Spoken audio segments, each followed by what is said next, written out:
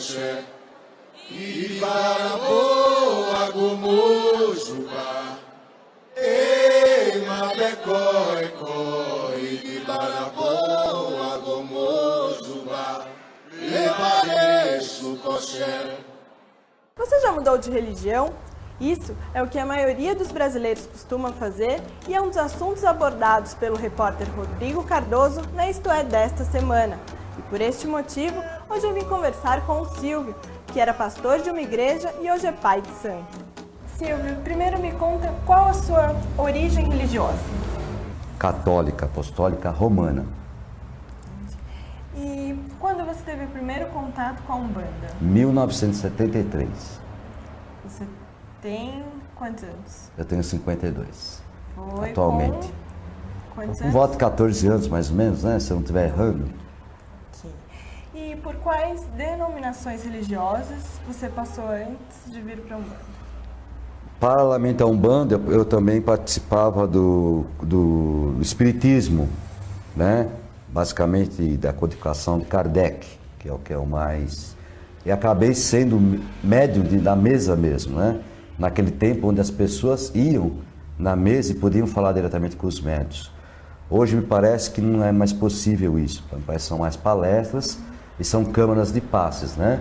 Então, paralelo eu ia à Igreja Católica, à Umbanda e ao Espiritismo, mas muito mais na Umbanda do que nas demais.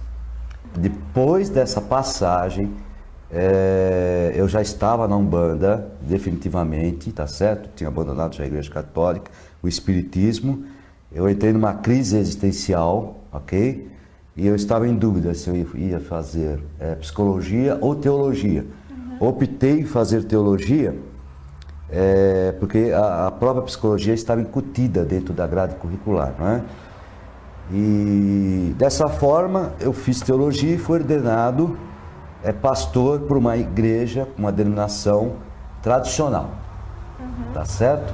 Aí eu militei durante 7 anos na igreja protestante e posteriormente numa igreja pentecostal, avivada, mais avivada. Por que o senhor fez esse caminho contrário? No cristianismo, eu não acreditava mais no que eu pregava. Aí a Umbanda me trouxe de volta para ela. E qual a vantagem do senhor ter experimentado outras religiões? A vantagem é que você vai somatizando, né, todo um conhecimento, que independentemente de eu não ter mais o título de pastor, de não estar mais à frente de uma denominação, mas hoje sou dirigente de um terreiro, né? O que ocorre? Agregou, porque eu sou um teólogo, queira ou não queira, uma pessoa que estuda muito quaisquer religiões. Então agregou no sentido de você saber lidar mais com as energias que você vai conseguindo com o tempo manipulá-las e também com a mente das pessoas. E as crenças que o senhor tem hoje são as mesmas de quando o senhor era pastor?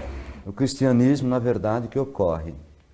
Eu acreditava no cristianismo que Jesus era filho de Deus.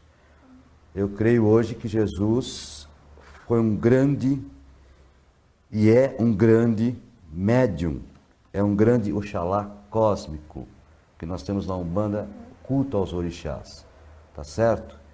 Essa diferença que foi fazendo com que eu fosse justamente não acreditando mais naquelas coisas que eu pregava. E se enxerga semelhança nos símbolos da religião evangélica e da Umbanda?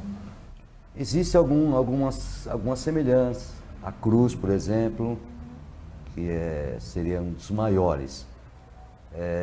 Mas não vejo assim muitas tênues de simbolismos, tá certo? Eu acho que a cruz é uma que realmente ela perdura praticamente em todas as religiões, não é? E por que a igreja evangélica critica tanto os rituais afro-brasileiros? Eles imaginam que as barbaridades que se veem nas ruas, exemplos, esses despachos com galinhas, galos mortos, com túmulos violados, etc, etc, etc, fazem parte do culto da Umbanda. E falando das religiões afros, as próprias religiões afros têm um movimento de não fazerem esse tipo de coisa, até para não imacular, não machucar a imagem da religião, tá certo? Então existem hoje as oferendas ecologicamente corretas. E meu medo é justamente esse, que nós vivamos uma ditadura teocrática. Isso muito me assusta como brasileiro. Tomara que isso não aconteça, que sempre haja liberdade. Ok, Silvio, muito obrigada. Obrigado você, e quando precisar estou totalmente à disposição. E um forte axé a todos e um amém para quem é do amém.